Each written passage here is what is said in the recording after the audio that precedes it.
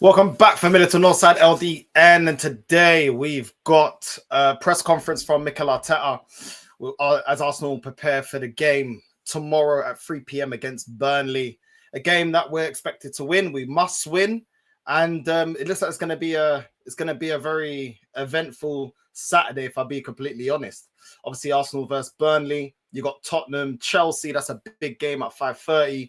And then at 8, you've got Liverpool, Villa. So big up to everyone that is locked in. Big up to everyone that is in the building. Big up. And we're going to get through the press conference, some updates on some players and some other stuff as well, man. So listen, big up to everyone that is locked in. Let me fix this camera a little bit. You know what I mean? Big up to everyone that is locked in. And we're going to get straight into it. Big up to everyone locked in. Right. Let's go. Let's get into this press conference. And there we go. And let's go. Let's run the thing. Let's go. Good morning. Good morning. Any fresh injuries to report after the other night? No, I think we have the same ones. Martinelli is still out. Saliba, we have to wait and see. We have another training session this afternoon. And the rest is still getting closer, I think in the right direction, but not available yet. So, all right, let's pause it right there. Martinelli's still out. Okay, cool. If he's not fit enough, then good. We shouldn't need Martinelli anyway to be Burnley, to be completely honest. The main one is Saliba. He's going to see about Saliba. I'd rather not risk him. Yeah, I mean, you got Henkape there, you got Mascara there. There's enough options there that you don't need to be risking Saliba. I'd rather just not risk it. We've got a long season. We've got a lot of big games coming up as well. Bayern. We've got we've got the North London derby coming around the corner real soon. We're gonna need Saliba. We're gonna need our best players. So listen, I hope the manager doesn't risk Saliba. There's just no need. There's no need. With the games that we've got coming up, there is no need to risk Saliba. Shouldn't need Saliba to get over the line against Burnley's Slavia Prague. I'd rest him. I'd rest him for both those games. You know what I mean?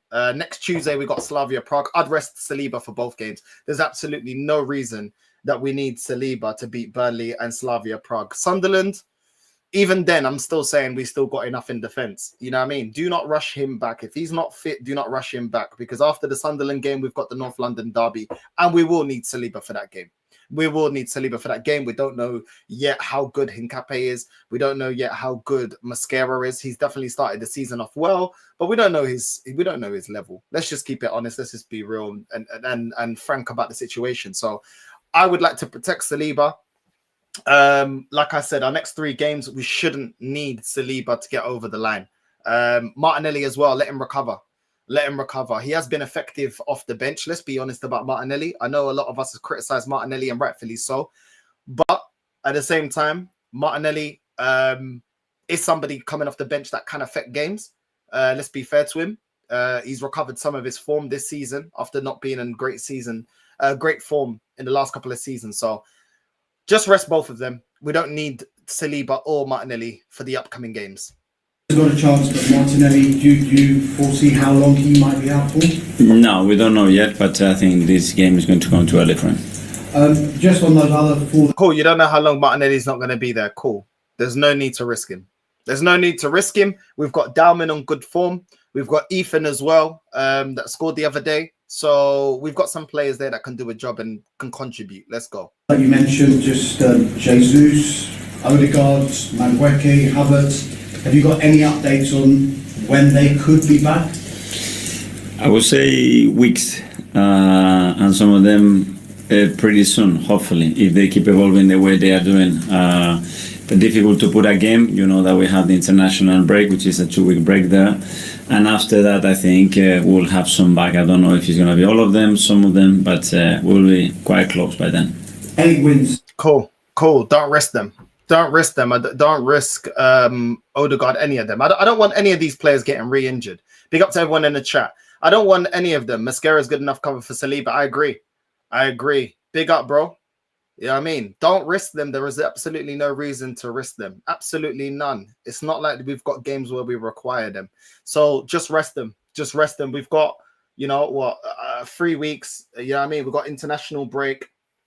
Rest a lot of these players. Utilize the I wouldn't say easy runs because we can't look over any of these games. I'm not saying don't put out the best team available. Just do not be risking any players that could get re-injured to the tough games that we've got. You know what I mean? Tottenham, Bayern, Chelsea, Brentford, Villa. That is a hard run. That is not an easy run. So I don't want to have any of these players being re-injured. If they're not back in time, then they're not back in time. But don't be risking these guys. You know what I mean? Absolutely not. They're saying a couple of weeks. Cool. We've got a couple of weeks to rotate a lot of this squad. So let's continue. On the spin now for your team.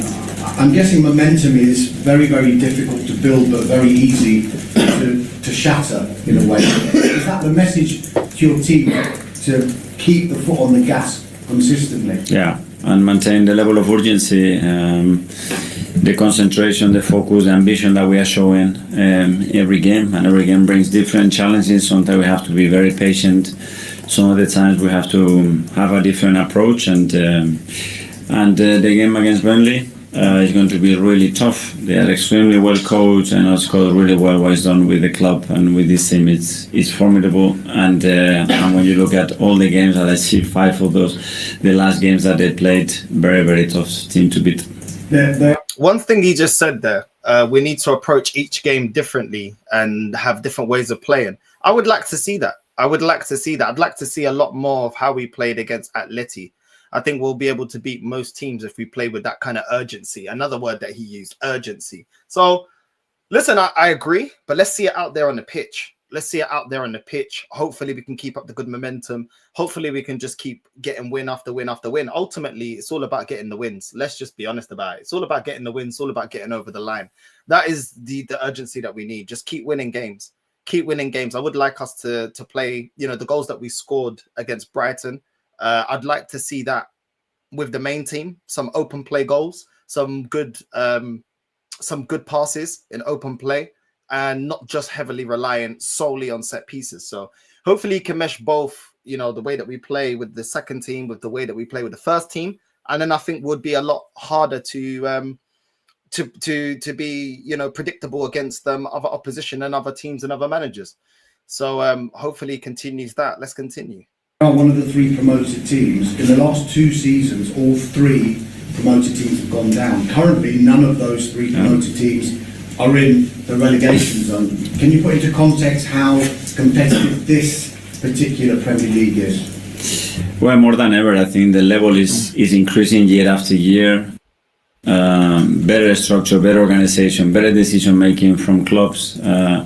Managers, better players, so it tells you the difficulty of that. And when I look against big teams, the way they have behaved and how they have earned points or lose points is for very small margins, and that's the reality in this league. You've said before that you've loved every minute of being manager at Arsenal. I guess even win, lose, or draw, you said that you loved it. Is picking this team currently fast becoming the worst part of your job? No, I cannot say that. It is the worst part in terms of the decision we set some players when you don't allow them to play, which is the hardest part in our job. But they acknowledge that as well. And at the end, it's like when they make decisions, some good, some bad, and not judging every decision that they make. We cannot do that. So the other way around, this cannot happen. So at the moment, we are dealing with it in a really positive way. And you can see the consequences to that in the impact that every player that is not playing is having, and when they have to play the way they are performing. And you only do that with good preparation and good mental state. Well, I'll tell you what, you said in your press conference before that you play players based on form. Dalman should be starting. Whether you give him 90 minutes, that's fine if you don't give him 90 minutes, but he should be starting based on performances. Your words. Zubamendi's not been playing well. He should be dropped. Lewis Skelly, he's had a couple of good games. You're not playing him in the midfield when you said yourself, this manager said himself out of his own mouth. He said that Lewis Skelly's best position is in the midfield. So play him in the midfield. I don't think Zubamendi's been cutting it. I'm going to keep it 100. He ain't been cutting it. So if you're going to pick players based on performances and based on how they're playing, that's fine. I'm cool with that. I absolutely agree with that. Now I need you to show that. Do you know what I mean? Gyökeres for me should be dropped. It should be dropped. I want a Gyökeres here, but you have to perform. You have to perform. Do you know what I'm saying? So it's one of them ones where there are players that deserve to get into the team. Will they get any minutes? Because you said you select your team based on performances. Players are picked based on performances. Well, you know what I mean? Eze wasn't amazing against Brighton. Arguably, neither was Ethan, but Ethan got a goal. Do you know what I mean? These are the things, like certain players are performing. Are they performing for 90 minutes? It is what it is, man. It is what it is. But we'll see. We'll see. Because I just feel like the manager's got his favourites, and I just think he's just going to continuously pick his favourites. But it is what it is. I hope he does play players based on form, because whether I got a favourite or not, Eze, he's had moments, but 90-minute performances I have not seen yet from Eze. So, you know what I mean? Whether you're a favourite or not, just play the team that's in form. Play the players that are in form. Manage that disappointment though, because it's human nature for players to say, I should be playing, I deserve to play, but sometimes you have to tell them, actually, you're not going to be in the team today. Well, it's an education that you get since you are young and you decide to play football. You know that there's 11 players playing and then another 10 or 12 that they're not going to start the game. Doesn't mean they're going to be important for the team. So hopefully that's an education that all of us got with the right coaches very early in our careers. If I have to do that right now, obviously it will be difficult, and just try to do it, with an open heart, understanding that you care about them and you want the best, and they will have their moments, and then try to be as fair as possible when you see certain behaviors and that willingness to play, give them obviously the opportunity to play. But that's the problem, though. That's the problem. You say you give them opportunities, but when they take those opportunities, you don't follow that up with giving them more minutes. Do you know what I mean? That's my gripe with this manager. I just feel like when Ethan was taking his opportunities last season with 10, 15, 20 minutes, coming off the pitch and scoring goals for us, important goals to lead into important wins, you didn't then reward him with more minutes. You still kept giving him microwave minutes. That's my only problem. It's like there are players that perform well, and if they're not one of the favorites, it's not backed up with more minutes or more games, and that's my biggest gripe with this manager. You know what I mean? Dalman won't be rewarded for his good performance against Brighton. He won't be rewarded. His reward will be hold bench. And people may say that he's too young, but he did it with Ethan. Yeah, I mean, even with Skelly in that. So I don't know about all of this. About, giving them opportunities and then rewarding them. I don't really see that, bro. I don't really see that on a consistent basis, if I be completely honest. Your North side just came from your earlier stream. Big up. Hey, big up, man. Big up, Carl, man. Big up, Familia. You know what I mean? It is what it is. Big up, bro. Big up. But let's continue. One for me, Mikel. It's often said a team reflects their manager. When I'm watching Arsenal now, they look calm and controlled. When I'm watching you on the sidelines, you seem to be calm and controlled. Yeah, sometimes more than others, yeah. Are you? And I remember you were talking just before the Atletico Madrid game that you've been working on that side of it. What have you done to try and become a little bit more calm and controlled on the sideline? Well, I think it's the years. I think the trust and confidence that you have in the team as well, in the work that you do. Getting feedback, I think, is the best thing for people that are very close in our job, people that knows you really, really well. Where is that coming from? Because sometimes it's a way. I want my team to be very active and at the same time very creative and very disciplined. And if you want the manager to be like that, you cannot be just watching the game like this. So hold on. Since when has this guy been calm on the touchline? He's always jumping up and down. That's what are we talking about? What are we actually talking about? And he just said, I want my team to be more creative. Okay, well, maybe drop Zubamendi and play Skelly in the midfield. I'm telling you right now, the team would be more creative if you want more creativity. Do you know what I mean? Play Dalman. Give Ethan more minutes. Those players bring more creativity. If you want more creativity in your team, those are players that can offer you that more creativity. Do you know what I'm saying? When Odegaard comes back, drop him to the 8 and play Eze in the 10. That will give you more creativity. There's loads of things you can do if you want more creativity, bro. So I just find it funny that he's talking about, I want my team to be creative. A lot of times you play players that lack that creativity. Against Brighton, Moreno and Norgard are not going to bring any creativity to the team. Do you know what I'm saying? So I don't know about all of this. But let's continue. As well, is something that is the way I am, is the way I live the game, and I want the players as well to live the game constantly with that body language, and from there, yeah, you can always improve. Thank you. Anita, Perry? Morning. Hi. I wanted to pick up on what you just said there. Are you able to maybe tell us who it is that you turn to for feedback? No, a lot of people, some of them, and I cannot say it here, but it's just that, and the good and the bad, all ideas that they can bring to make us better. People that have a different perspective, they're not with us every single day, and probably that's the people that has the more clear picture about looking at things with a different idea or perspective to help us, not only me, but all the coaches, and for sure the players as well. Some of them we know, is that other managers by any chance? Yeah, other sports can be, but you will know them, yeah. Okay. And going back to the competitiveness of the team, after the game against Brighton, Mars Lewis Skelly said that he enjoys that competitive spirit and he loves to give you something to think about. Do you feel in virtually every position at the moment, all your players are giving you something to think about ahead of choosing a starting 11?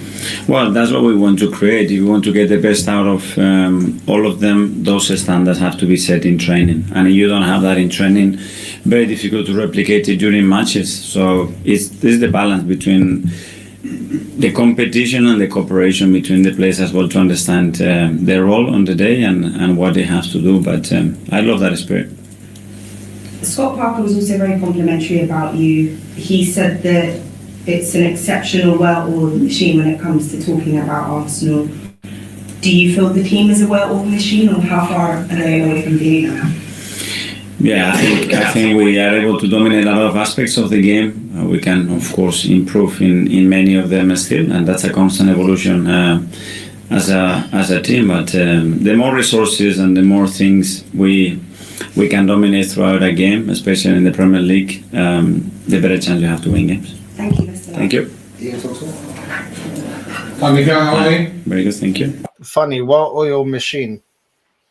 Well-oiled machine. We're not always a well-oiled machine in the attack, though, are we? We're not always a well-oiled machine in the midfield in terms of creativity, which is something that he just said in his press conference, that he said he would like more. He likes his team to be creative. I don't know about all of that. I think we're a very well-oiled machine when it comes to set pieces. Yeah.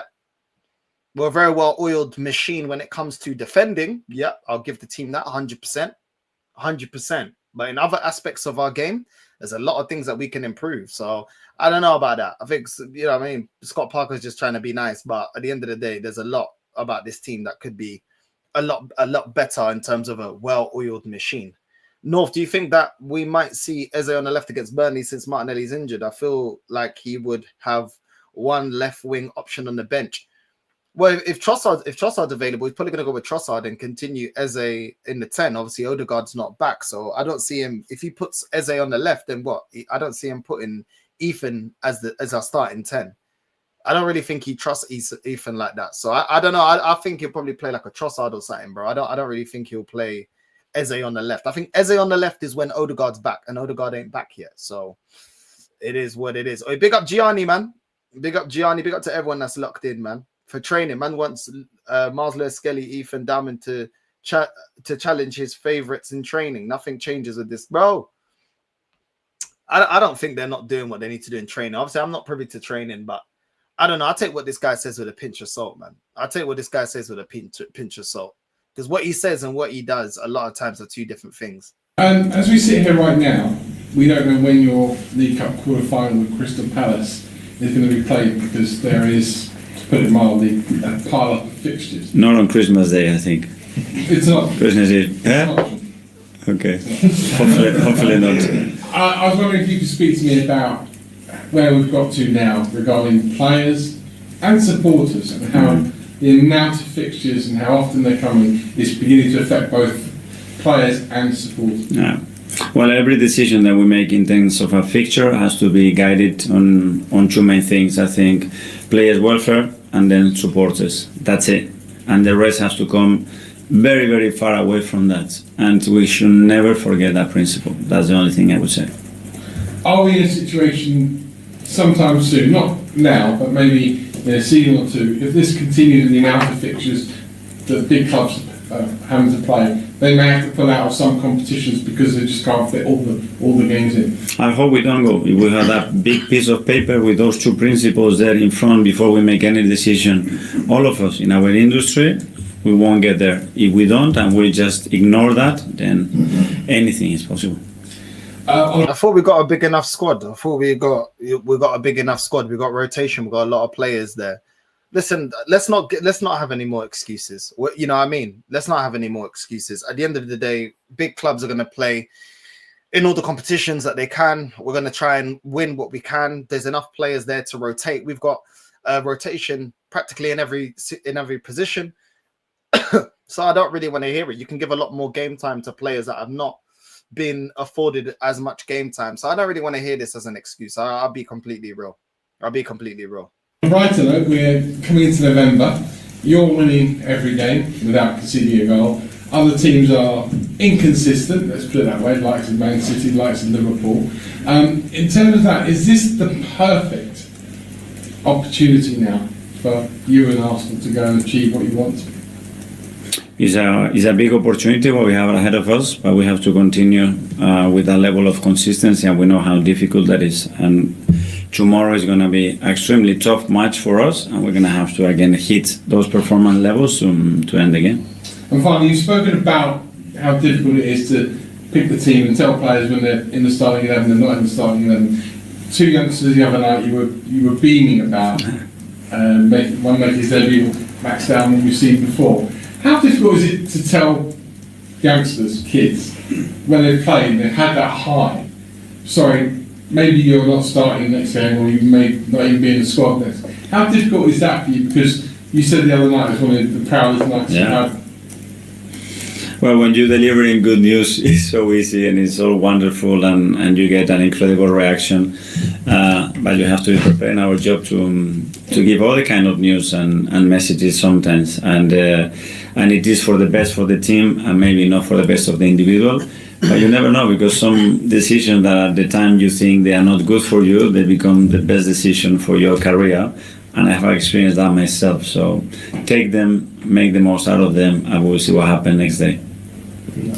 Tom from London. Hi, Phil. Hi. Once again, I thought you're picking the team based on performances. I thought you pick your squad based on performances. You never said you pick your team based on, holding back young players. This once upon a time was a youth project. I don't really get it. I'm not asking for Diamond to play 90 minutes every single game. You know what I'm saying? All I'm saying is give him a fair amount of minutes so he can actually develop. You know what I mean? Professional players already said before, you can't develop sitting on the bench. So that's what I'm saying. Give the guy fair minutes based on his performances. Yes, you can protect the player. I understand it. He's a young player, but at the same time, you can still utilize him more than what you're doing. That is my only thing.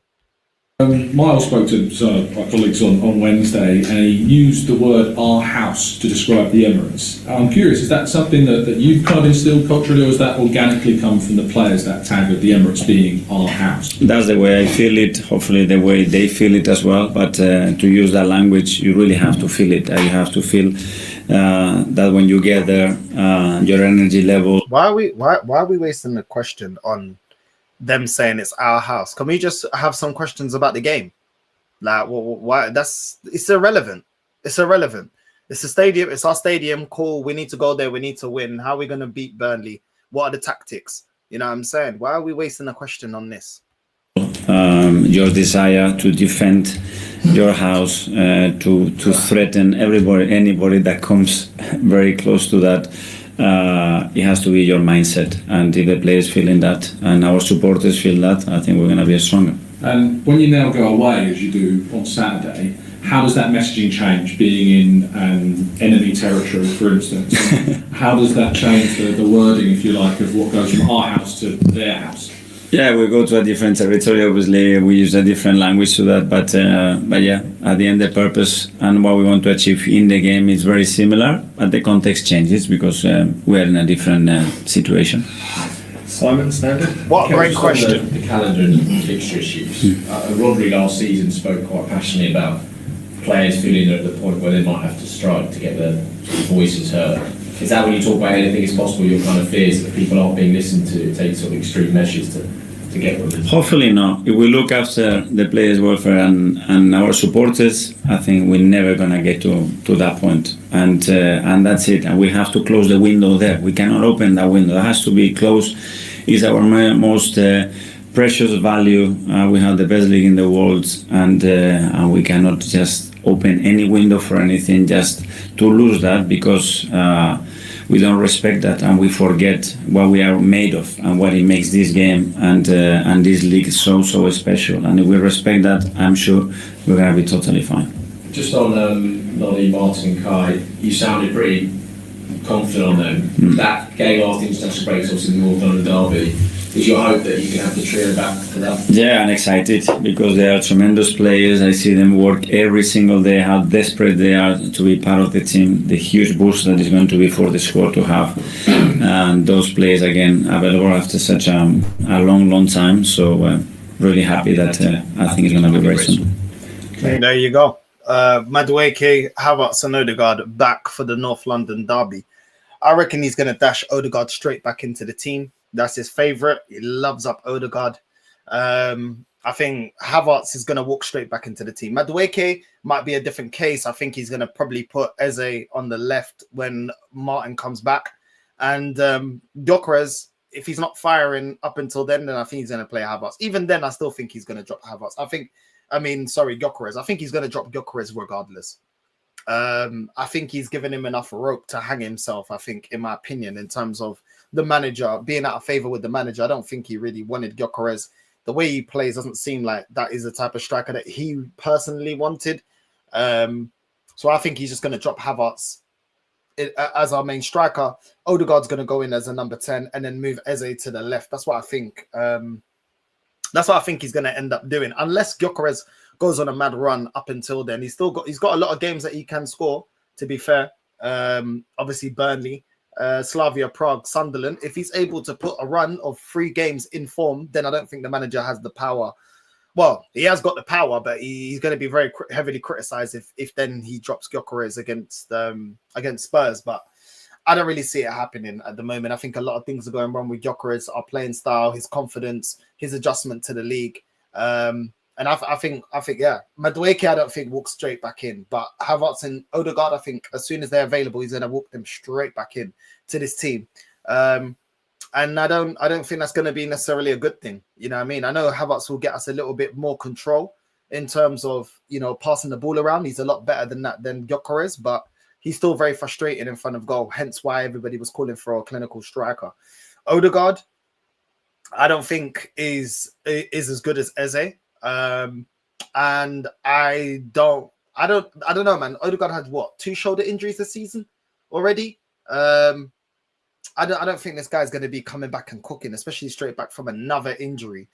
We'll see how that injury has affected Odegaard. We will see, man, because he's been hit with a lot of injuries this season. Athletic. Hi, Mikel. I just wondered, when you have a night like you did the other night in the League Cup, where players who played less are making a big contribution, academy players making a big contribution, what impact does that have in the dressing room in the days that follow? Do you see the transformational impact that can have? Absolutely, and especially when we talk about players that they are starting their careers, because we all been there, and that's something that I discuss with the players. And make sure that when Andre thinks about this day, he knows exactly the date, the team, the hour, and who we played next to that, and what actually happened that day, because that's for the rest of your life, and we are all responsible to make that day, that night, very, very special for him. And the other fact, because you play a cup, that you are in or you are out, and if we want to win every trophy, want to be there, we have to be ruthless in every competition. And in order to achieve that, we're going to need any player, and in order to do that, you have to be at your best. And we have a lot of players that play very few minutes, but on -3, Kepa make that save, because every day he trains like a beast. And it's not a coincidence. You have got a really talented group. Cool. If you're going to utilize every player, then cool. Cool. I'll remember that. You're going to utilize every player. We'll see if you utilize every player. Big group as well. Do you have any concerns about sustaining a group of that size in the long term, or do you feel more that this is a necessity and other clubs will be following that example? Well, because I've been part of that. When I was here at Arsenal, and we have an incredible squad. When I was at Manchester City, and you could pick 2 or 3 players per position. If you want to go to Chelsea's or Liverpool when they win it, they all have it. We don't doing anything special, and thanks God we have it, because we have 5 or 6 players out, big players out, and we are having to use other kind of solutions as well, and the team remains competitive. So very necessary. I don't think you get away at that level with anything else than that. Okay, we'll do the last couple in the air's live. Firstly, Phil at the back of the PA. Just one more on the fixture congestion. Is there an easy fix? Because obviously it's a topic that comes up season after season. Is there an easy solution to it? No, probably it's not easy, but it has to be doable, because if we are putting something that is not doable, then what are we doing? So it's doable for sure, so let's do it in the best possible manner, respecting players and supporters, that's it. And just in terms of Arsenal's form at the moment, when you go on a run like this, 8 wins in a row, 6 clean sheets, I mean, the confidence in the camp must be so high. Is there a feeling that Arsenal are unstoppable at the moment? No, because you always have that sense of urgency, and you see the complications and the challenges that the next opponent is going to bring you. And we know that, and every 3 days with very little time to train and prepare, we always have to be like this. And I see everybody in their toes, ready for the next game, and accepting that challenge and understanding that the opportunity is there as well. And if we do what we have to do, we have a big opportunity to win again. Jane, ESPN. When does the title race start for you? I don't know, for you? In pre-season already. So for me, it's the first day in pre-season, just trying to prepare the team and individuals in the best possible way and go game by game, because it's going to be so long. There seems to be a real belief among the players that they can win it this year. I mean, do you encourage them to talk about it openly, or do you shut it down? How do you treat that around? No, we have to focus on the journey and what we have to do every single day. Fixing the outcome, of course, we want to win it, and the preparation is towards that. Great. And now we have said all the protocols, processes, ambitions, everything, and now you have to focus on what you have to do. If not, you get distracted with the rest, and I don't want any of that in and around the team. I agree. I actually agree with him on this. I agree. Focus on the next game. Don't be looking already, everything's done and we've won this and we won that. I agree. And I know Gabriel and Saka were saying the same thing. Focus on the next game. I agree with this. I actually agree with what he's saying here. We do need to focus on the next game. We can't get carried away. We can't take any team for granted. We can't just walk in and think, oh, yeah, it's 3 points already. Yeah, we already won the league. The manager and the players have to stay focused. 100%. I completely agree with that statement. 100%. Big up North. Been praying for you last couple of days. Just hope the house sells smoothly and everything works out for you, bro. One of the Willis on this platform. Big up, familia. Listen, love, man. Thank you, bro. I appreciate your kind words. And yeah, man. Listen, God willing, man. You know what I mean? We leave it with God, man. We leave it with God. You know what I mean? Leave it in God's hands, man. It'll all work out in the end. You know what I mean? On God's timing, it'll all work out in the end. You know what I'm saying? But big up, man. Big up, big up, big up. He says it every year, though. Yeah, well, he already knows the pressure's going to be on, especially this season, bro. There is absolutely no... Everything at this current moment is working in our favor. You know what I'm saying? In terms of Man City, Liverpool, Chelsea, Tottenham, all the forms of all those teams in and around us. You know what I mean? Everything's working in our favor, so there's no reason. We've had a great summer as well, so there's no reason why we should not be winning this league. Absolutely no reason. He knows he has to win it. He knows he's got to win it. Because after finishing second for 3 years, it would be easy maybe to think there's a ceiling, we're never going to get there, but they seem to have been able to kick on past that. How have you done that? Because at the end you learn that the margins at the end to achieve it or not are multiple. So it can be that an opposition player is one against the keeper. He scores that goal, you are champion. The other keeper saves it, you are not champion. It can be other injuries, it can be other decisions, it can be a mistake of mine. It can be that many factors that we cannot control that outcome. What we can control is what we can do the best. That's it. Talking about Son. What are you talking about? How can we not control the outcome? We can control the fact that we don't need to rely on set pieces. We can control the fact that the team can be a lot more creative, a lot better drilled and open play. We can control the fact that we can actually play a brand of football where we get Gyökeres, our main striker, the striker that everyone was asking for, firing. These are things that are within our control. I don't understand. Obviously, there's loads of reasons not to win the league. But what are you talking about these things are not in our control? You picking 3 DMs in the midfield is in your control. You picking Calafiori at left back is in your control. You continuously standing behind this Odegaard's my captain is in your control. You thinking that we can just win games by throwing on Trossard and Martinelli is in your control. What are you talking about? You're the manager. It's your tactics, your squad. You've picked these players. It's in your control. What do you mean it's not in your control? This is where I just don't agree. This is where he's just taking the whole accountability and saying, well, if we don't win it, look at the injuries. You've said before in your own press conference. This manager said before in his own press conference, bro. Do you know what I'm saying? That we can't use injuries as an excuse. You're using it as a form of an excuse right now. You're using injuries if everybody else don't get injuries. Do you know what I'm saying? Have Liverpool not got injuries? Have other teams not got injuries? Like, have Chelsea not got injuries? Do you know what I mean? Like, what are we doing here? Like, the way the guy says, oh, there's things that are out of our control. Well, then you need to plan for that. Do you know what I mean? What do you mean it's not in your control? What about this team is not in your control? You've got the squad that you want. You said the squad are all fighting for their place. They're all hungry to get in. You've got an amazing group of players. You rate all the players that we've got. You've had enough time to overhaul the whole squad. You can't then turn around and say, well, if we don't win it, well, there's things that are out of our control. No, there are things that are in our control to get over the line. No, I don't get it, bro. I just don't get it. Always, bro. Always with the excuses, bro. Always with the excuses. We're not hearing it. We are not hearing it. Liverpool capitulation. Man City, everyone's writing them off. We're not hearing it. Everybody else that's in and around us, nobody expects them to be there. Does anyone expect Bournemouth to finish second this season? No. Sunderland, do you think they're going to finish fourth? No. Expect them to fall off. So who's really our challengers? Tottenham, they've been all over the place with their form this season. So put the right team and get over the line. I don't get it. Bro, when we win a game, he's always like, oh yeah, you know, Mikel Arteta, tactical genius. But then why are you getting praised? Because it's not in your control, right?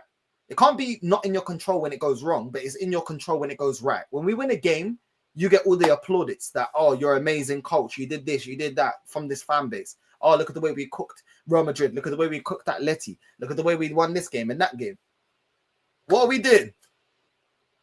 So it's always in your control when things go right, but when things go wrong, it's not in your control. Are you the manager or you're not the manager? I don't really get it. Do you know what I'm saying? With responsibility, you get praise when it goes right, and you get criticism when it goes wrong because it's in your control. I don't understand this. It's very pick and choosy with this fan base or with this manager. Like, oh, there's things that's out of our control. No, right now it's within our control to put the right lineup, to put the right tactics, to have different ways of winning games, not just set pieces. It's in our control to pick the right team. It's in our control to give the right minutes to the right players that are actually in form. It's in your control to play the right players in the right position. Do not tell us that it's not in your control. This is your team. This is your squad. Utilize them. Justify why you have these guys in the team. No flipping Norgards and Morenos and whoever the case may be. You can't come out with all of this. Oh, it's out of our control. What do you mean it's out of our control? So you don't. This is what I mean. The lack of accountability, and this filters down to the fan base, and then it filters down to why there's so many excuses. But if we don't win major honors, what are we talking about? If we win the league, you'll say because you was a great manager. You wouldn't say because it wasn't in your control. So if we win the league, then you don't deserve any plaudits because it wasn't in your control. There's things that wasn't in your control. It don't work like that, bro. It don't work like that. It don't work like that. Accountability don't work like that. Do you know what I mean? It's crazy, bro. Do you know what I mean? Exactly. Northside, Frimpong out for 6 weeks for Liverpool. That's 6 weeks of Szoboszlai or Bradley at right back. Exactly. We faced Liverpool when they had Szoboszlai at right back. Like, I just don't understand the excuses, bro. Chelsea have had injuries to the lap. You know what I'm saying? And other players. Like, we're not hearing this, man. This is that there is a talk of a loser, bro. That's loser mentality right there, bro. Do you know what I'm saying? Loser mentality right there. It's in your control, and it's down to you to get us over the line. There is no excuse if we don't win a major honor this season. No excuse, bro. Talking about a lot of things I can. So it's a lot of factors that have a lot of factors has to go your way. You can do a lot of great things, and still a lot of things have to go your way. And the injuries and the plays that you have to play, and they have to be there, and the personal lives have to be perfect, because if not, it can. Their personal lives. Oh my god. Oh my god. Oh my god. My guy's saying their personal life has to be in order, bro. Just stop this nonsense, bro. You telling me that teams that ain't won the league when certain players had things going through their personal life? Like, what are we talking about here, bro? What are we talking about here? Man said so many factors. Their personal. He said this before as well. This is not the first time I've heard Mikel say this, bro. There's so many factors, injuries as an excuse. Oh, if the goalkeeper is 1v1 with the striker and then they score, bro. That wasn't why we didn't win last season. Liverpool took the foot off the gas because we weren't even in a title race. We weren't even in a title race. So when you're talking about small margins, it wasn't small margins, bro. They comfortably beat us to the league last season, and you're talking about small factors, bro. This man's trying to gaslight me, bro. Like, what are you talking about? What are you talking about? Man's saying about their personal life. See, this is why I don't rate this manager, bro. This is why I don't rate him. Talking about Son. Talking about a lot of things I can. So it's a lot of factors that have a lot of factors has to go your way. You can do a lot of great things, and still a lot of things have to go your way. And the injuries and the plays that you have to play, and they have to be there, and the personal lives have to be perfect, because if not, it can unbalance. It's so many things, guys, and it's still so long. And we've seen already the turnaround in the league, and you go to the Champions League, is the same, other league is the same. We're in a really specific context at the moment, and let's focus day by day. Really specific context. What does that even mean? We're in a really specific context. What does that mean? I don't even know what that means, bro. I don't even know what that means. What does that even mean? We're in a really specific context. Man's talking about you need so many things. The personal life, you need the players there. You had your players there available against PSG. Why didn't you win? What are you going to say? Their personal life. Their personal life is why you had no tactical answer to PSG. Is that what you're saying? Like, can you hear how this stuff sounds stupid? That, oh, I couldn't. Well, there's many factors, and you need the players there. But you had your players against PSG, but you as a manager had no answer. But then maybe the personal, like, what are we doing? What are we doing? Like, bro, since when of course players have things that go on with their personal life. That didn't stop Fergie from winning 13 Prems. It didn't stop Wenger from winning 3 Prems. Do you know what I'm saying? They didn't stop Jose winning Prems. They didn't stop Pep winning Prems, doing the treble. My guy's wife left him. He should have never been able to win anything. If you're talking about their personal life, Pep's personal life was all over the place. Man still lifted trophies, bro. What are we doing? This is excuses, bro. This is excuses. These are excuses. Pep, no matter what's going on with his life, yeah, more times than not has delivered. And you're talking about personal life and this and that, bro. This is what I mean, man. This loser mentality, this excuses. I'm not hearing that. Yeah, I'm not hearing that. You think Ronaldo and Messi haven't had things going on with their life when they're lifting Ballon d'Ors and winning flipping Champions League and what are we talking about? This happens to all these players, bro. You think they still don't stop players from winning trophies and that? Come on, man. This is ridiculous, bro. This is ridiculous. This is why this fan base talk the way that they do, because of stuff like this. Their Lord and Savior, Mikel Arteta, speaks like this. We're not hearing the excuses, bro. You've got the money given. You've got the time given. Stop with the excuses. You must deliver. We don't want to hear nothing about context. You've been barking on about context for 6 years. Do you know what I'm saying? There is no context. The context is win now, bro. That is the only context, bro. That is it. Don't be giving me none of these excuses. I'm not hearing it, bro. I'm really not hearing it. I'm really not hearing it. Do you know what I mean? I'm not hearing it. But it is what it is. Obviously, I'm expecting us to beat Burnley. I'm expecting us to beat Burnley. Obviously, Liverpool taking on Villa. I'm expecting them to drop points. Man United, Forest. We'll see what they do. Chelsea, Tottenham. I still think Chelsea's going to win that game, but we'll see. I don't even know who's home for that game. Tottenham at home. Tottenham at home, that might be difficult. I can't lie. It might be difficult. But at the same time, we'll see, man. We will see. We will see. Yo, Devante, what you saying, bro? Yo, what's good, man? How are you? I'm good, man. Just here, bro. Just here. Yeah, man. I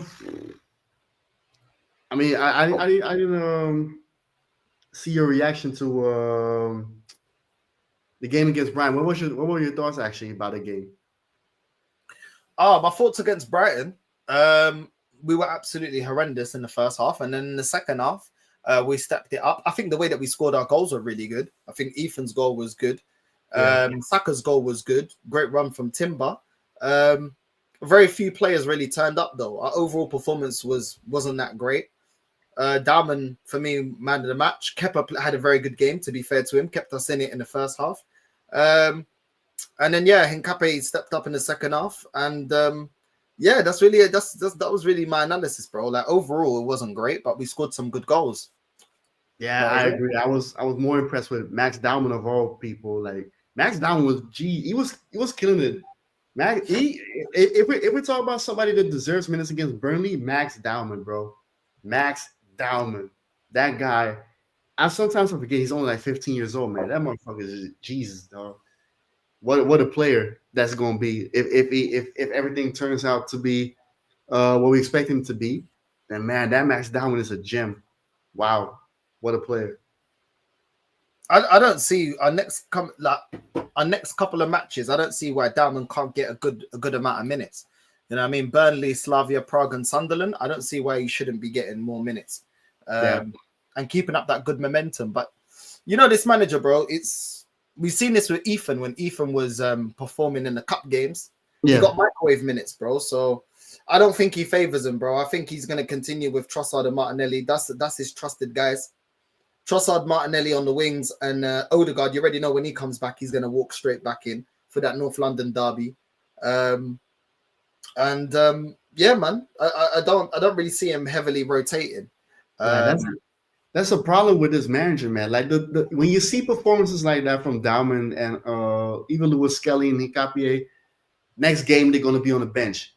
Like remember when Trossard, like one game he's having a good game and then he's on the bench again for Martinelli.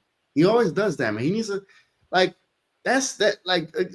talking about Burnley, Slavia Prague, and what's the next game after the Slavia Prague? Sunderland.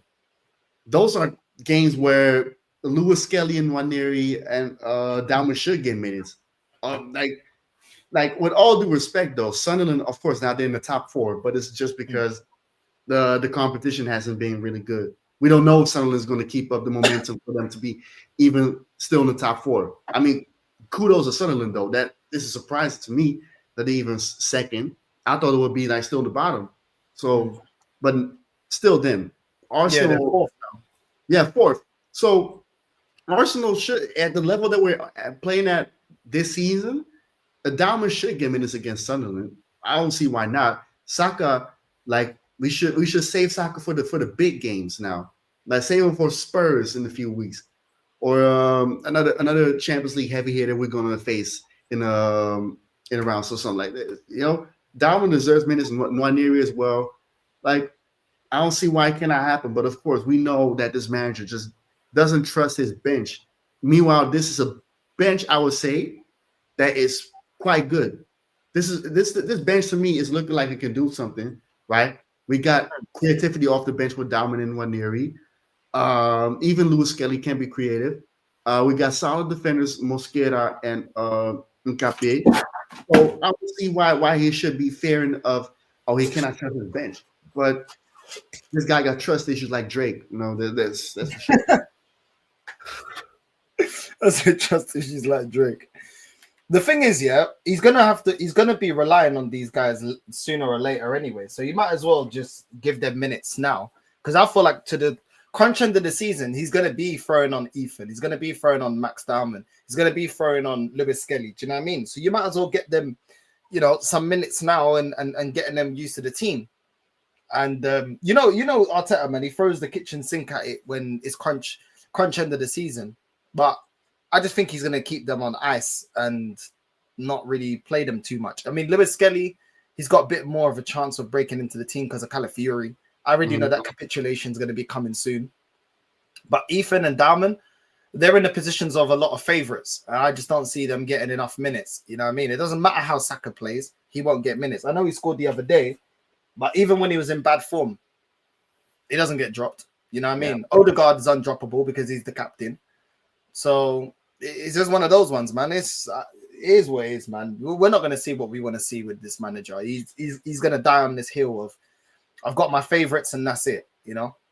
And it might cost us another title if he continues that route of, I'm going to stick to Odegaard and Saka and those guys because they're my favorites and I trust them more. Then, like you said, he might down the hill another title that's fumbled to Liverpool or City again. So, I hope he learned his lesson, though. That's for sure. But, history hasn't been kind to us with this manager. Yeah, man. You know how it goes with this guy, bro. You know how it goes with this guy, bro. Do you know what I mean? Listen, let's just win against Burnley. Let's just do what we need to do, innit? That's what we need to focus on, is just getting the 3 points. By hook or by crook. Like I said, this season, bro, it's just about getting over the line. That's what it is, man. Like, hopefully we just keep winning, bro. I haven't had a crash out in ages, bro. And I kind of like it. You know what I'm saying? I think the last time I crashed out was I think it was Liverpool. That was the game that I crashed out for. Like, other than that, I haven't really crashed out as much. Even though I complain about the way we played, though. But other than that, I feel like at this point, every 3 points I would take because, we've been starving. Let's be honest. We've been starving for 21, 22 years for a championship again. So, if we're able to do it this season, right? You see Liverpool not at their best. City's just Haaland and them, right? And if Haaland's not scoring, nobody's scoring. So this is the season where Arsenal should take advantage. That's why I'm not really crashing out at the way we're playing as much as I should, because I just know that every 3 points at this moment is necessary, and I would take every 3 points that we can get. No, 100%, 100%. I feel like most of our rivals are going to be dropping points. Obviously, I just want to see Chelsea beat Tottenham, just because they're getting a bit giddy after they beat Everton 3-0. You know what I'm saying? Back down to life against Newcastle. That was great. That was lovely to see. You know what I'm saying? That's the Tottenham that we know and we love. And Liverpool, I reckon they get crucified against Villa. I was shocked that Don Hassan was saying he gives the manager until Villa, when most Liverpool fans are saying they want Slot out now. I would want him out now already. I'd be like, that's done, man. That's done. You got to go. You got to go. With that squad, and that's what you're doing, you got to go. But who they going to get, though? Like, let's be honest, though. I get that, Slot has not been doing very well, right? I know Liverpool's struggling. But if they're gonna fire him, who are they gonna get? To be honest, because I'm not the guy that says, okay, there's no manager available, but I don't think there's nobody out there that can do what Slot does. That's the problem, though. Bro, just go buy Glasner out of his contract, bro. Just pay whatever money they got. You know what I mean? Whatever 20 mil, 30 mil, buy him out of his flipping contract, bro. Just put the money down, buy him out of his contract, and then just get an interim to the end of the season, because I don't see things changing, bro. Yeah. Look at that lineup that he put up against Crystal Palace, bro. It's getting worse. I don't even know what that was. I don't even know how to even analyze that lineup. I don't even know what that lineup was, bro. You know what I'm saying? Like, even in FIFA career mode, you don't see that lineup, bro. even the computer doesn't know what that lineup is, bro. Yeah, it made no sense. Bro, just go buy him out of his contract, bro. It's Liverpool, bro. Put your money down. Yeah, I don't know if Crystal Palace will let him go, though. Like, they're still in Europe, so I don't know. They ain't got no choice, man. Put the money down. He's gone, bro. He's gone. Bro. Maybe. I'm not sure yet, though. Do you know what I mean? On Sunday as well, Man City, Bournemouth. I'm expecting Bournemouth to win that game. Do you know what I'm saying? But hopefully Man City, I mean, Bournemouth are second right now. So if Man City can take some points away from them, then we're good. You know what I'm saying? Yeah. Just let the fighting pack keep taking the points. That's best for us. Tottenham losing, that are in third, that will ease it, make it easier for us. Bournemouth being Man City beating Bournemouth, hopefully. I still think Bournemouth are going to win that. Then that helps us out. Do you know what I mean? And then like Villa beating Liverpool. Not that really helps us out the way they're falling down the league, down the table, but you already know it's happening. So You know what I mean? Yeah, I just hope that Bournemouth can do something against City as well. Is Bournemouth playing for away? It's at the Etihad. Yeah, okay, yeah, that might be tough though. But Bournemouth is always tough. Well, even when they play away, Bournemouth is tough. So they might do something like that. I think that's possible. Yeah, man. El Cropi, Semenyo, you know what I mean? They got a couple of players there. Yeah, Tavernier, you know, might chip in a little goal. We'll see, man, because you know, Pep, like, he's tinkering at the moment, man, and Bournemouth are playing well, man. Props to Bournemouth, man. They're doing their thing, bro. Yeah, I'm saying they're doing their thing. They didn't even let Palace beat them. Do you know what I mean? They got a draw, which fair enough. You know what I mean? Smacked up Fulham. You know what I mean? Beat Forest 2-0. They're doing their thing. They got the momentum right now. City, we don't know what version of City we're gonna get, bro. Like, I don't know with Pep, man. He just overdoes it too much. City just they got a poor record. Yeah, but you never know, man. You never know. Do you know what I'm saying? Look at Slot breaking a long-standing record for like 120 years or something. I saw that Hassam said that they haven't like lost like 5 out of 6 games or something like that in a row, or whatever it is. You know what I mean? So you never know, man. That's crazy. Records are there to be broken. The last time they had that kind of run was, I think, somewhere 2014-15 or something before Klopp came. That's it. That's an awful run, man. Yeah. I don't think if Slot's getting fired after Villa, man, I'm gonna be laughing though. Not because of Slot, but just because that's crazy to me. That's crazy that they will do that. But who am I? Bro, Liverpool are below Man United, bro. Liverpool are 7th, Man United are 6th. What? No way. What? Wow. They're below United, bro. They're level on points with Villa. It's getting bad, bro. That's you know crazy. what I mean? United has been ass. Wow. That's crazy. United is 6th. Oh my God. I'm telling you, bro. I'm telling you. Yeah, I mean, if United is above you, you need to get fired. I'm sorry. That's the standard right now. That's United are doing their thing, bro. They beat Brighton 4-2. Obviously going to Forest.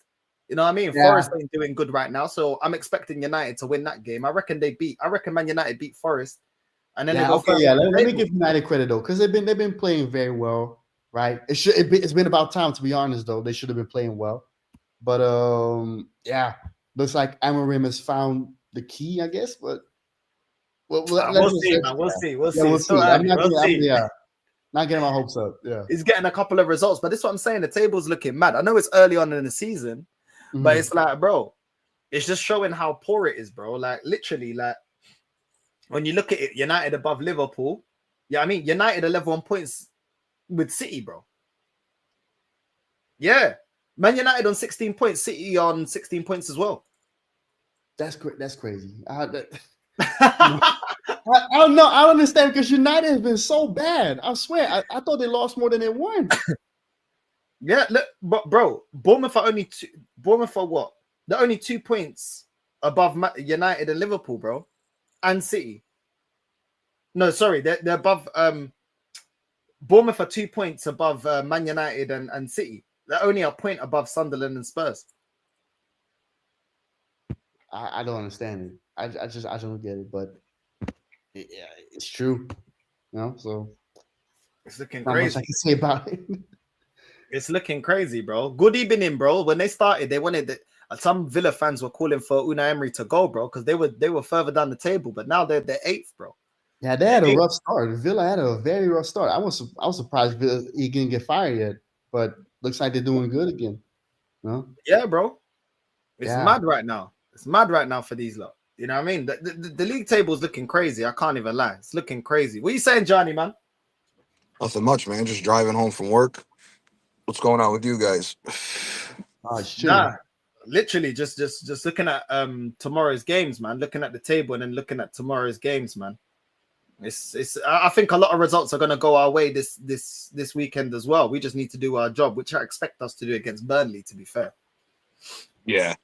I think we should be okay with Burnley. I'm interested to see what's going to happen with this Villa and Liverpool game. You know what's gonna happen, man. Liverpool getting cooked again, bro. They're getting cooked again.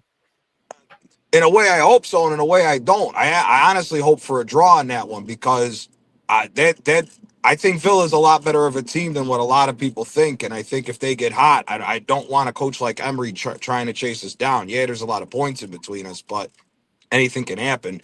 I'm honestly hoping for a draw with that one, and same thing with City and Bournemouth because I don't want Bournemouth to think that they're going to be anything special either. So we'll see what happens, but I think we should be fine against Burnley. I think Villa Liverpool is going to be a real interesting game. I don't know, man.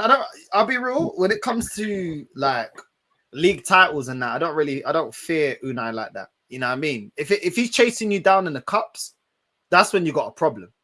Because he can do something in the cups, but in the league, I'm not really bothered. I'm really not bothered when it comes to Unai. I'll be real. I'm not that bothered. I don't think the league is a speciality. I think he's more of a cup manager, and he'll get you in a decent spot in the league, but I don't think he does enough to be able to get over the line to win the league. So no, I'm not saying anything like the fact of okay, maybe I misspoke. I'm not saying that I think Villa could chase us down or where they're a threat for the league. Villa's been the bogey team for us, and I don't want Villa to be on any type of momentum swing, especially. I mean, I know it's still, I think, a month away, but we get Villa twice within 5 games, and I don't want Villa to be on any type of run to where that could potentially be a problem for us. Because the way, like we've seen over the last several years, Spurs has been like the bogey team for Manchester City. Villa has grown into that ever since Emery's got there, and that's something that I worry about, especially come December, because January has normally been the time frame where we start seeing the blips in the team, and for it to be 2 games against Villa and Villa starting to get hot, that worries me a little bit. I hear that. North, did you see Fabrizio say today that Liverpool have full trust in Slot and back him? Something about taking time for new signings to settle in. Listen, they always say these things, man. They always say they always come out most of the time and say this. He's got a full backing. A lot of the times it means the opposite. Yep, a lot of the time it means the opposite. Do you know what I mean? So we already know the games that they say, yeah, he's got a full backing, and a lot of the time that manager's he's close to being on the chopping block. So I would take that quote with a pinch of salt, man. I think that's just the club trying to calm down the fans, and at the end of the day, these clubs will react depending on what the fans do. If the fans make it unbearable, start protesting, start not going to games, they'll react. You know, they'll react because they'll use the manager as, okay, well, we're gonna have to sacrifice you to you know what I mean? Because one thing ownership don't like here, they don't like when it starts going from the manager and then the focus goes into the ownership. So before it starts turning ugly to the ownership, they'll cut the manager. So it all depends on how their fans really react, man. Don't believe in all of this, man. It's only as calm as the fans allow it to be. As soon as the fans there's too much unrest, they'll make a change, bro. I mean, we saw it with Arsenal. Like the difference between Unai and Arteta was the fan base were behind Arteta. The fan base were never behind Unai, and you can see the difference in terms of time, support, narrative. Do you know what I mean? Because the overall fan base are happy with Arteta, so they're not going to get rid of the manager. When they saw that everybody turned against Unai, and then there was murmurs about certain players taking the piss, they're like, yeah, let's get rid of him. Let's get rid of him. Because we're not going to do that. You know what I mean? But I see anytime they really do it, bro, to save their own skin, man. That's what it is, bro. Get another politician in. You know what I mean? Everything's all good. Okay, everyone settled that. Okay, cool. We'll go with that now. Do you know what I mean? The storm's over. Yep. And it's also worse for certain clubs too, whose ownership has been brought into question. I mean, outside of the Super League, the ownership at Liverpool's never been put to the test like that as far as questioning since Klopp and now with Slot. So it'll be interesting with them with that. It'll be really interesting with that. That's what I'm saying. So obviously, I know a lot of Liverpool fans were very happy because I remember even Hassam always saying, we don't spend money, like this ownership are so tight and stuff like that. So obviously they've got in the good books with the fans on, I think, one of their biggest, FSG's biggest criticism from the fans. From all the Liverpool fans I spoke of, it was always like, we don't spend enough money. We always have to sell to buy. We don't ever go out there and just get the players. They've gone out there and they got the players, but the manager's not getting the most out of it. They rarely approach it like that. Most of the time, Liverpool are very balanced the books. We're not going to, overspend. I think this whole backing the manager, yeah, but I think with the investment, nah. If they didn't have that level of investment, maybe they would be a little bit more chilled. But this is just from an outside. Obviously, I'm not a Liverpool fan, but when a club like that spends money, there's big expectations, and then when the manager doesn't do the job, a lot of times they just go, "Yo, we're getting rid because we're giving you everything, and you ain't got over the line." You know what I mean? And that's how it should be. It doesn't really matter what Slot did last season. At the end of the day, he got a lot of the players, or all the players that he wanted, and this is what you're doing. I don't know, man. They did give a lot of they did spend a lot last summer. Like it wasn't, and we're not talking about 60 million or 70 million. We're talking about in the hundreds. So yeah, he should be doing a lot better. What is this? See, my thing is this, man, being a Serie A fan first over any other league. I'm so sick and tired of hearing the English fans talk about, oh, we don't spend no money. Bro, shut the fuck up. You don't know what limitations on money is till you go try to operate in Serie A. So I really don't want to hear it. Liverpool has spent more money. Liverpool has spent more money than a lot of big teams in Italy. So I really don't want to hear none of that crap. So because here's the flip side of it. Nobody wants, and this is an uncomfortable conversation to have, especially with the English fans. Nobody wants FF and PSR to go away, because if FFP goes away, so does the withholdings of limiting all the other leagues. If you get rid of FFP to where you want to make it about money, they're not going to have that, because then immediately the three big Italian teams come back, because then it's on the ownership to settle their own financial situations and not have some rulers behind the scenes telling all these teams how to spend their money and everything else. So unless English fans are ready to give up the control that they have over all the leagues, because they would lose control on star players if all these other teams could start spending money free will, then I don't want to hear about anybody complaining about money. All the money goes to the Premier League. It's up to you. If your owners don't spend money, it is what it is. That's on you. I don't want to hear about, oh, we don't spend money and this ownership is a joke. Bro, shut up. They spend more money with Klopp than majority of the other big teams across Europe do. So I don't want to hear the bullshit. Yeah, it is what it is, man. It is what it is, but I don't know, man. We just need to keep winning, man. You just need to keep winning, just keep picking up the points. And it's gonna get real interesting in November. November is gonna be a real interesting month with the games that we got there. That's gonna be the interesting time. That's gonna be the back-to-back difficult games. How are you gonna deal with that? You know what I mean? If you come out of that storm, then cool. But there's still a lot to go before I start getting giddy. Yeah. A lot to go, man. A lot to go. That November, that's gonna be difficult. Do you know what I'm saying? To be fair, December, we got a lot of winnable games. Apart from the Villa game, we got a lot of easy games. Club Brugge, Wolves. Do you know what I'm saying? The quarterfinals, that's not going to be easy against Crystal Palace, the Carabao Cup. Then we got Everton. Then we got Brighton. Then we got Villa. Then we got Bournemouth. That's not going to be easy. Villa and Bournemouth back to back. Then Liverpool. We'll see what state Liverpool in and when we get to then. You know what I'm saying? But then January, man. January's gonna be difficult. Inter, Man United, Leeds, Sunderland again, Brentford, North London Derby again, Chelsea.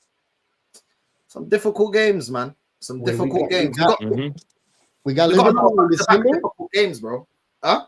We got Liverpool in December. Yeah, we got hold on.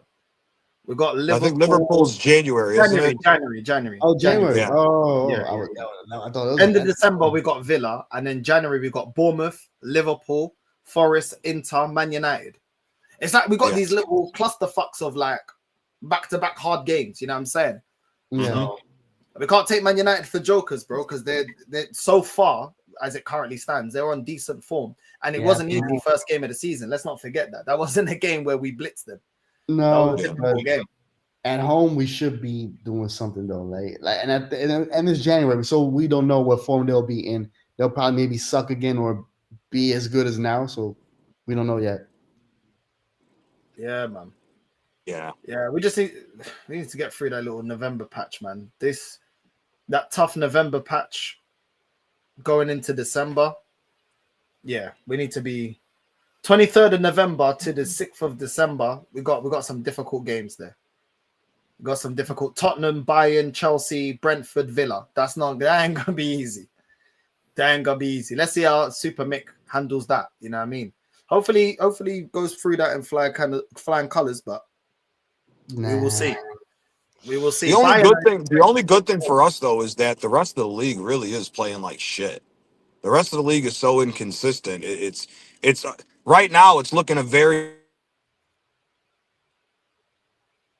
Oh, you clocked that. No, I had to yell at somebody who doesn't know how to drive, and I didn't want to yell obscenities. So, no, I honestly think the season right now is mirroring what happened last year. The league is so inconsistent. A lot of these teams like have good games and then shit games. So it's as long as we can stay consistent, we could pull this out. It's all on us. So I'm really not convinced by a lot of these teams. Liverpool, like for me personally, I think Liverpool's biggest problem is they keep trying to play Verts as a 10. I don't see why they can't get that this motherfucker's not ready to be in that position. But hey, keep screwing up for all I care. yeah, but where are you gonna play him though? Like he Left wing. yeah, maybe. That's what he did at Leverkusen. Yeah, Gakpo, listen, Gakpo is what it is, but Gakpo you want closer. For me personally, if I'm Slot, I'm putting back to what he did in the Champions League with that 4-4-2 and making Gakpo play closer behind to play link up with Ekatike and put Verts on the left and let him have a little bit more space with creativity. He's a good player. He's a very good player. Don't get me wrong, but it's a whole different level of pace when you go to the Premier League from the Bundesliga. it is though. But yeah, left wing, or Slow should like try a different lineup though. Maybe that. You should put my greaseball brother in Chiesa in, but for some reason I don't think Slot likes Italians like that. Yeah, I don't know, man. I don't know. Let him figure it out, man. Let him figure it out. I just hope that we make advantage of this massive opportunity that we have, man. We really could be winning the league this season, man, if we play our cards right. I really hope we do, man. I really hope we do. Honestly, man, it'd be a great way. I just want to win the league, bro. I just want to win the league. But PTSD, because the thing is, yeah, every time I keep looking at it, I'm like, yo, it's just everything is in our hands to win this, man. But is this team gonna do it? Like, is this team gonna do it? I don't know, man. It's the hope that kills you. I swear down. When you got hope, this is why I don't have hope, because it's just the hope just drives you crazy. You're just like everything's there to win it. Everything is there. Like we don't even really need. Like we're not even. For the first time in a long time, we're not even going into towards January going, oh, if we get this player, we can get over the line. We've got the team to get over the line. We just need the right lineup. We just need the right players, like to play in the right positions and the right team. Do you know what I'm saying? Like literally, like going into January, the only thing I'd really want in January is to go get me a top level left winger. That's really the only thing I want. Obviously, we'll see what Henkape does at left back. Yeah. But other than that, I'm not desperate. I don't feel like if we don't get a top left winger in January, we can't win the league. I still feel like we got enough to win the league. Will we do it? 100% we do. I think my only complaint is that we need to score more goals. If we score more goals every game, then I'll feel more comfortable than like the 1-0s and the 2-0s, like 3 and 4-0s. That'll make me feel more comfortable that we were able to get this title over the line. More open play goals. Yep. I don't think there's any reason why we shouldn't be playing like the way we did the second half against Atletico Madrid with the team that we have. It's all coming. That's all going to come down to the coach. With what we showed, the levels that we showed that we could potentially play in that second half against Atletico, it doesn't matter if Atletico Madrid wasn't that good. It's Atletico Madrid on a mental. Oh, you're cussing again. Oh, you fucking. Move the fuck out the way. Sorry about that. I'm walking here. You're breaking my balls.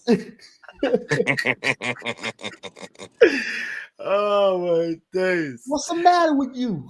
Take it easy. Legit. Take it easy. Take it easy. We're busting balls. You know what I mean? What's going on, Johnny, man? Take it down to the top, man. Breaking my balls. Dude, I swear to Christ, people don't know how to fucking drive. It's ridiculous. Oh my days. I feel like it's like that everywhere. The worst actually was in Napoli, bro. Your hometown, bro. Oh no, that's where I learned to drive, brother. I can drive anywhere because no. I learned to drive there. Nah. Bro, I needed to stop that Fiat 500, bro. I was like, no. I remember I parked the cars. I don't want to drive it no more. I said, can we walk it? I said, was in the wrong place. I was like, can we walk it? Let's walk it. Let's let the traffic die down. You know what I mean? I don't want man. Those guys there's no rules, man. I can't lie. Napoli, there's no rule. I'm not ever Get driving the fuck over, you dumb motherfucker.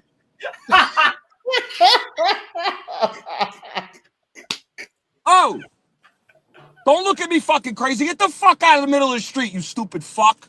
I swear to Christ, dude. People don't know how to fucking drive. Bro, this guy should have been a New Yorker, man. Oh my lord. Fuck New York. Fuck New York. Chicago's where it's at. Fuck New York. Italian road rage. Yeah, it is. Trust me. That's the only thing. That's the thing that gets me pissed off more than anything is when people can't fucking drive. It's ridiculous. Just keep traffic moving. No reason to be slowing down. The worst is like, I don't know how it is in England, but is it ever like when you see like the cops pull somebody over on the road, like on the highway, everybody has to slow down to see what the fuck's going on? It's like, bro, if it ain't you, mind your own business and keep it fucking moving. People got shit to do. It's good you're not an Uber driver, man. I swear down. Uber driver's here and yes, sir. Yeah, Zay. Yeah, that's what Zay is always doing overtime, man. He's always trying to pick up new rides. Yeah, you know what I mean, that's what he's doing. Cool. I'm cool on all that. Not in my ain't nobody getting. I'm not doing an Uber driving my car. Fuck that. Oh my days. You got me fucked up. Ain't nobody getting in this bitch. This is either for my girl, friends if we're going out to a nice place. Other than that, I'm driving this bitch solo. Do not get in my fucking car. You ain't gonna dirty my shit. What? Can no one have some chips or some McDonald's chips? Brother, I'll slap the food out your hand before you get in my car. Some chicken nuggets. Put it on the dashboard. No. Some chicken nuggets. Get the sauces out. Hell the fuck no. You gonna get cut up if you try eating my fucking car. Oh my god. I hear it, man. I hear it. But yeah, man. Oh yeah. Bro. Shit. Hold on 1 second. The weather don't look too bad in Chicago, bro. Looking rubbish around here. Looking so dead. Raining, bro. It's just been pouring down with rain. I'm done with it. It can get bad in Chicago, though. I think especially when it's winter time, it can get cold. Oh, it's cold in the winter time. It gets cold in the winter time. It's not bad. It's like 50, 55 degrees right now. It's not too bad. Yeah, I don't know, man. Over here, it's rubbish, man. It's rubbish. The weather's dead around here right now. Yeah, North Sea tax. Rubbish. Shit weather. What's up, Turtle? But yeah, man. It is what it is, man. It is what it is. Oh, yeah. We'll see tomorrow what this team does, what this club does. And I'm just waiting for Ajax to face Benfica, man. Napoli's got Benfica coming up too. Oh yeah. Oh yeah. That's gonna be but Benfica gonna beat Ajax. You don't worry. You're gonna beat us. Yeah, I know, but Napoli we ain't gonna beat. Yeah, Napoli. Yeah, that's it'll be interesting because I think you guys are at home in that game. If you guys were coming to the Maradona, I would say no. But us going there, I don't know. We're good for a fuck up. You saw us lose that 6-2 to fucking PSV. Oh yeah. Yeah. That was. I don't know. I don't know how you lost that one. I don't know. I just want to win the league. We're third in the league. I think we're 4 points behind Porto right now. So we just need to keep winning. We're playing tomorrow as well. At 8:30 kickoff against Vitoria. So hopefully we win that. I just want to win the league, bro. It's been ages since I've seen us win the league, bro. I just want to win the league, bro. I can't even lie. When was the last time? How many years has it been since Benfica won the league? It's been like 4 years, 4 or 5 years, something like that. That is a lot for Benfica. Yeah, man. Do you know what I mean? But that's because we're doing stupidness, spending money on dumb players, and then we're getting rid of all our best players, innit? Darwin Núñez got rid of like that. He was good for us. Got rid of him like that. Enzo got rid of him like that. If we wasn't trying to flip profit on all these players, obviously we would have won the league. Yeah. You know what I mean? And not flipping hired stupid managers, but we just kept flipping. You know what I mean? Like Jean Neves as well. Got rid of him like that. Do you know what I mean? All our best players is getting rid of him like that. That's why we were so dependent on Di Maria, because we're stripping the team of all our best assets. You know how it goes, Gianni, man. All three of us know how it goes. Supporting teams outside the Premier League. You know how it goes, man. Like you're forced to sell, innit? But the thing is, Benfica have been selfish. They've been greedy. They didn't need to sell Enzo within 6 months. They didn't need to sell Darwin Núñez so quick. They didn't need to turn over Jean Neves so quick. But they saw the money and they were like, cool, we'll sell him. Do you know what I mean? So I bet you the same thing will happen with Pavlidis. We got him from what? AZ Alkmaar, I think it was. Yeah, I said. Yeah. So as soon as somebody comes in for him, we'll flip him as well. You know how it goes. That's the thing that's just annoying, that you can't. Sometimes you feel like you can't even build a decent team, that all the other teams just come and just strip all your best players. I mean, it happened with Ajax as well. Do you know what I'm saying? So That may happen in Napoli, because there's rumors right now that McTominay could be going to Barcelona. you see, this is what I'm saying. Like, Who'd I have don't thought know, Scott McTominay to Barcelona? That's some funny shit. I don't know if the answer is just getting really good old players, and then that way, like, some of the other teams will kind of overlook them because they're already like 30, 31, 32, whatever. And then I don't know, but I don't know what the solution is. But every time you get good young players, you know what I mean? Like Cancelo as well. He went to Real Madrid. He's another one, fullback. Yeah. He went to Real Madrid. Do you know what I mean? It's just like all our best players, they just go. He was our best defender last season. One season, you know what I mean? And then all of a sudden Real Madrid come, boom, gone. It's just annoying, man. It's just annoying because you can just never hold the team together for long, man. The big money comes in, and the club to a degree can only hold on to these players for so long. Yeah. So that's why you need to get rid of FFP. Exactly. Yeah. Don't get Gianni started FFP. Hey, then real football's coming back. That's for sure. Yeah, man. It's annoying, bro. Like Ajax, I don't even know who's Ajax's best player. I don't even know who your best player is. Do you guys still got Berg? Is it still Berghuis on that team? Who's the older Dutch guy that was like? Berghuis, that motherfucking Freddie Mercury cosplayer. Fucking man, I'm tired of him, man. No, Berghuis is ass, man. That guy. No, you know what? Let me because I'm gonna have a whole rant about that guy. No, but our best players, I don't like to say it though, but it's Oscar. Like, he's from Israel, that's why. But yeah, but he's good. He's a good player though. I can't lie though. He's a good player. He always sounds bad player, but nevertheless, we still not good enough though. We still ass. Yeah. So I mean, man. Mm-hmm. So I mean, so I don't know, man. I just need to win the league, bro. That's all I want. You know what I mean? I know we're not gonna do anything Champions League. Just win me the league, man. We're bottom of the table with Ajax, innit? You know what I mean? I say Ajax got 0 points. That's trifling. We got 0 points. That's trifling. Yeah, 0 points, and we still got that fucking manager. Really? Yeah, because the club is ambitionless, bro. You would thought we were Arsenal 2021 or something like that. Jesus, man. Bro, I don't want to talk about Otamendi, bro. Man already know. That fucking scrub. He's still there. He's still there. The Argentinian Senderos, bro. Don't talk to me about that guy, bro. Guy's a dickhead, bro. I swear down. What a fucking throwback, Argentinian Senderos. That's fucking awesome. Senderos with a hairline. You know what I mean? I'm tired of this guy, bro. I'm sick and tired of him, bro. I'm sick and tired of him. This is the problem. Like, all the players I like go, and then bums like Otamendi stay, bro. Like honestly, that whole Benfica defense needs a revamp. I don't care what no one tells me. It needs a revamp, bro. It needs a revamp. The whole defense You is still shit. got that Antonio Silva as well. He's Bro, overrated, sell him, that bro. kid. Sell him, bro. He's Whoever wants overrated. him, sell him, bro. I don't know. Sell him, bro. You know what I mean? Bro, I swear down, bro. Sell him, bro. I don't care, bro. He's not performing. I don't care. Do you know what I mean? But part of me would like to see if he improves, if our whole defense improves, because obviously he is young. And if we can flip a profit, then cool, flip a profit. But yeah, I mean, playing next to Otamendi, but Antonio Silva, bro. When Man United were linked to him, I was like, yo, take him, bro. Take him, please. You know, hopefully Man United go in for him again and they can have him, bro. Trust me, he ain't gonna get no resistance from me. You can take him, bro. Give me, bro. If they want 50, I swear I'm laughing, bro. Even 30, they can have him, bro. 30 M's, you can have Antonio Silva. I don't want him. I don't care, bro. He's been shit. It's the whole thing because he's young. I don't care if you're young. He's rubbish, bro. He's been rubbish. Like, potential is just potential. You have to reach your potential. And he ain't reached his potential for me, so. But we'll end up probably staying with him, bro.